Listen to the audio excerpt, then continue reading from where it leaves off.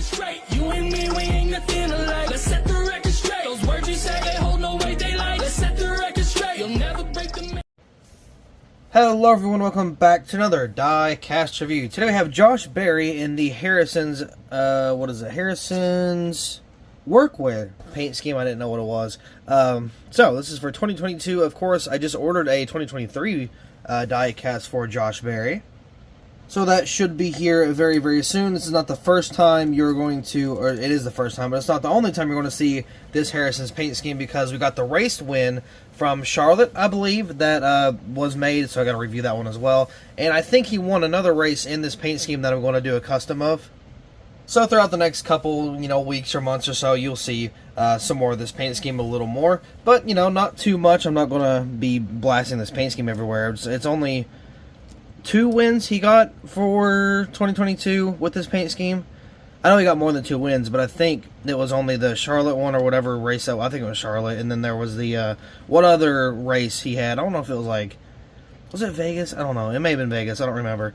But either way, nonetheless, it's not going to be, plastered like I do the Kyle Larson paint schemes, because obviously he didn't win in that many times. But anyway, I really like this paint scheme. I like the Tire Pros one better. This one, I only got this one for the race win that I can make with it.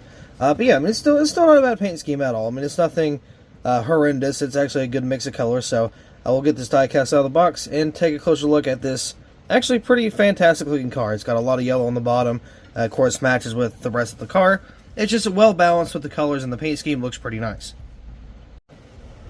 Here's a Diecast out of the box, and right away I can see a little bit of a quality error. I believe there's a paint chip right here on the S, on the O also, so that's not very fun. It looks like there's also a piece of plastic, or like it's not plastic wrap, where they kind of complete the decal sets with, or, whatever they throw it on there. It's like a coverage, but they didn't really, I don't know, cut it all the way, I guess.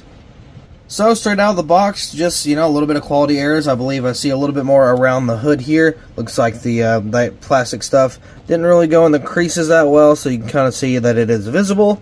But, I guess it is what it is. When I turn it into a race version, I'll try to get rid of those as much as I can. Of course, without ruining the paint scheme by any means, because we don't want to do that. But yeah, so this is a pretty awesome paint scheme. It's something different. I'm actually really surprised we got the Harrison's variant, is what I meant to say, just combine the two. But yeah, I'm actually pretty surprised we got this. We don't really get a lot of Berry Diecast, at all. We still didn't get his first win, which I'm still in the process of making, if I ever get that done. But today we have a pretty good a pretty good variety, there we go. I was going to say variety and variant, which is kind of the same thing. But I've got this one here I'm going to review. I've got this Ben Rhodes truck that I have not reviewed yet. And again, as I said before, I'm going to really start to kind of get on to the older Diecast that I just have not reviewed yet, because I need to get them out of the way as soon as possible, just to kind of get these new ones in here and kind of do some videos on those. But for now, we're going to get this Josh Berry one out of the way. So right here on the hood, we have Harrison's. I think it's a little low. I don't know if it's supposed to be that way, but either way, I don't like how low it is, whether it's supposed to be that way or if it's lying on mistake. I want to say it is supposed to be that low, because I know some sponsors do go a little lower on the hood. Never really been a fan of that. I love it dead in center. It just looks better that way, in my opinion, but I mean, it's alright. And it's not like there's anything above it either, like getting in the way. You can just slide it up a little bit, but I don't know. That's just kind of what they decided to do, and just not really, my type of hood sponsor my type of hood sponsor placement, I guess I'll say. Got Xfinity and Berry right there on the name banner. On the roof, we got a yellow number 8 with a very bold outline. That's very good. Got kind of like a it's not teal. I don't really know what you'd call it. So it's almost like a greenish blue, like a oh god, there's a color that's like that. I don't know. It's more green in person than it is on camera. So it's kind of one of those weird colors, I guess. Got a little bit of a transition back here. Looks very nice. Kind of like a rough transition. Looks good. HarrisonsUSA.com there. Berry on the back window banner. See, of course, got Junior Motorsports on the deck lid. HarrisonUSA.com. Got the Camaro, of course you got the fake exhaust pipes down there that nobody likes. You got the taillights, the Chevy bow tie, RE, Mechanics Wear, and Mac Tools. Got the number 8 on the other side. He got Harrison's, got this little type of design they kind of threw on there, and they kind of included the multicolors into the paint scheme, like in that design. It looks actually pretty nice. That is a very interesting way of doing like a design like that. That's pretty cool. Harrison'sUSA.com, Tire Pros, American flag there, HendrickCars.com, Alex Alta, Josh Berry. Looks like got a little bit of a paint chip on top. We got Safety Clean. I can't tell what that one is. Miller, SEM, and Junior Motorsports. A little bit of paint chips on the B post there.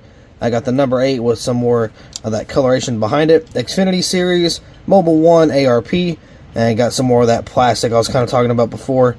And I mean, it's a simple fix. Actually, I'm going to show you how. So I got a little X-Acto knife here.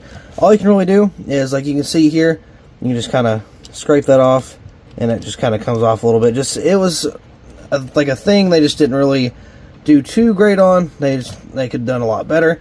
But once you actually clean that out a little bit, I mean, it looks a little better. So that's one way you can kind of clean those out if you have that same issue. Actually missed a little more. See if we can get that out of there. There we go. Landed on the little white spot there. But oh, he's rolling away from it. But yeah, that's just one way you can kind of get rid of those. That's what I always do to kind of just, you know, clean it up a little bit. I know they're not always perfect, but that is something you can do yourself and not completely ruin the car. So there's a little tip and trick for you. Onto the front end here, you got the number 8 Simpson and Sunoco. Got more of that little pattern on the corner of the bumper here with a yellow splitter and a black splitter. Well, a two-tone or two-colored splitter there looks very good. Of course, it continues to the other side. Junior Motorsports got Camaro, got the front end there. You know, it looks pretty nice. This one's a little wonky, but just barely. So yeah, there's another example of them not really cleaning up the wheel wells. You can see there's some more of that, just kind of excess decal.